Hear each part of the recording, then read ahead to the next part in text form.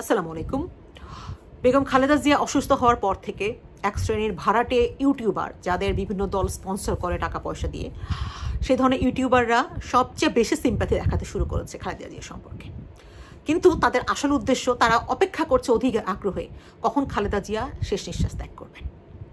এই জন্য দেখবেন প্রথম থেকে তারা কিন্তু খালেদা জিয়ার চিকিৎসা নিয়ে তারা কোনো রকম চিন্তিত না। তারা চিন্তিত তারেক রহমান কেন দেশে আসছেন না। তাদের প্রথম কথা হচ্ছে তারেক রহমান কেন এই অবস্থায় লন্ডনে বসে আছে। ঠিক আছে, অথচ দেখুন জনাব তারেক রহমান লন্ডনে থেকে এই কয়দিন যাবৎ খালেদা জিয়ার ট্রিটমেন্টের জন্য লন্ডনে যে হসপিটালে উনি ট্রিটমেন্ট নিতেন, সেখানকার ডক্টরদের সাথে কোলাবোরেট করে সমস্ত রিপোর্ট পাঠিয়ে এবং বিশ্বের অন্য জায়গা থেকেও ডক্টরদের সাথে কথা বলে কিভাবে ট্রিটমেন্ট কি হবে সেগুলো সব কিছু ঠিকঠাক করেছেন এবং বিদেশ থেকে বাংলাদেশে ডক্টর নিয়ে এসে খালেদা জিয়ার ট্রিটমেন্টটা ঠিকভাবে করাচ্ছেন। এরপর উনি কী করেছেন, এরপর উনি ট্রিটমেন্টটা যাতে লন্ডনে ওনার ওই হসপিটালেই হয়, এজন্য ওনারা কাতার গভর্নমেন্টের সাথে যোগাযোগ করে এয়ার অ্যাম্বুলেন্স সেটা পাঠানোর চেষ্টা করেছেন। সেটা যদি এখনও একটু কারিগরি ত্রুটির জন্য একটু লেট হচ্ছে যাওয়া। ঠিক আছে, এবং উনি কী করেছেন, জোবাইদা রহমান, যেহেতু উনি একজন স্পেশালিস্ট ডক্টর, তাকে পাঠিয়েছেন যাতে শাশুড়িকে দেখাশোনা করে এয়ার অ্যাম্বুলেন্সে শাশুড়ির মাথার কাছে থেকে নিয়ে যেতে পারে ছেলের বউ। আজকে দেখুন সেই ইউটিউবার শ্রেণী কিভাবে এই তারেক রহমান এবং জোবাইদা রহমানকে কিভাবে অ্যাটাক করছে এবং খালেদা জিয়ার ট্রিটমেন্ট নিয়ে কিভাবে জঘন্য কথাবার্তা বলছে। খেয়াল করে দেখবেন, এই শ্রেণীর মানুষের কাছে খালেদা জিয়া সম্পর্কে এই শ্রেণীর মানুষ সবসময় মিষ্টি মধুর কথা বলে যে খালেদা জিয়াকে তার খুব রেসপেক্ট করে। ঠিক আছে, কারণ কি? কারণ হচ্ছে খালেদা জিয়াকে রেসপেক্ট এরকম ভাব দেখালে দুটা লাভ। একটা হচ্ছে তারা জানে খালেদা জিয়া এই মুহূর্তে তাদের কোনো কাছে শত্রু না। খালেদা জিয়া এই মুহূর্তে কোনো ডিসিশন মেকিং, এখন অসুস্থ অবস্থা, উনি কিছু করতে পারছেন না। আরেকটা জিনিস হচ্ছে খালেদা জিয়াকে যদি এরকম রেসপেক্ট, মিথ্যা রেসপেক্ট দেখানো যায়, তাহলে কিছু নিরপেক্ষ লোক এবং বিএনপির কিছু যারা অনেক কিছু বোঝে না, একটু সহজ সরল, তাদের কাছে বোঝানো যাবে যে দেখো আমি খালেদাকে রেসপেক্ট করি, তার মানে আমি বিএনপির ভালো চাই। অথচ খেয়াল করে দেখুন, তারা শুধুমাত্র খালেদা জিয়াকেই বাকি রেখেছে খারাপ কথা বলাতে।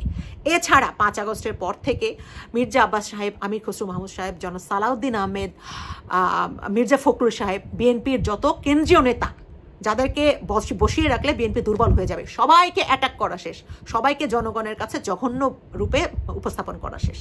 এরপর তারা কি করেছে, এরপর তারা তারেক রহমানকে অ্যাটাক করেছে যে উনি মায়ের ট্রিটমেন্ট করতে দেশে আসছেন না, তারেক রহমানের জীবনটা যাতে অস্থিতিশীলতা বা অনিরাপদ অবস্থায় উনি তার চলে আসেন, এবং উনি তো বলেছেনই যে ওনার আশা ইচ্ছাধীন না।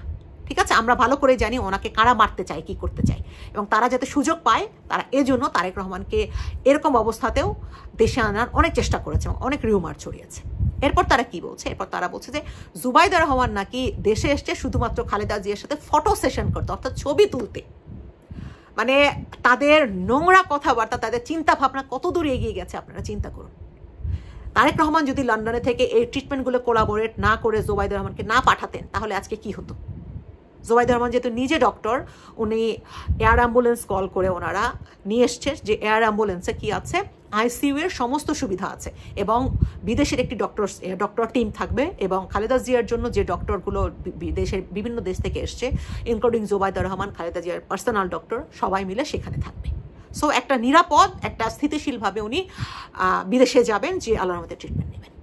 এই জিনিসটাই সহ্য হচ্ছে না তাদের কথা। 1 নম্বর কথা হচ্ছে কেন খালেদা জিয়া এখনো বেঁচে আছে। 2 নম্বর কথা হচ্ছে খালেদার পরিবারকে কিভাবে বিএনপি থেকে মাইনাস করা যাবে।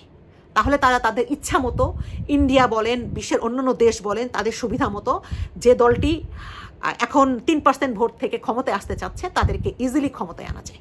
তাদের উদ্দেশ্য হচ্ছে এটা। খালেদা জিয়াকে রেসপেক্ট করা, এগুলো সব মিথ্যা কথা, সব ভণ্ডামি কথা। দয়া করে তাদের কার্যকলাপের সাথে মিথ্যা কথার রিলেট করে দেখবেন তাদের কথা কতটুকু সত্য। আল্লাহ হাফিজ।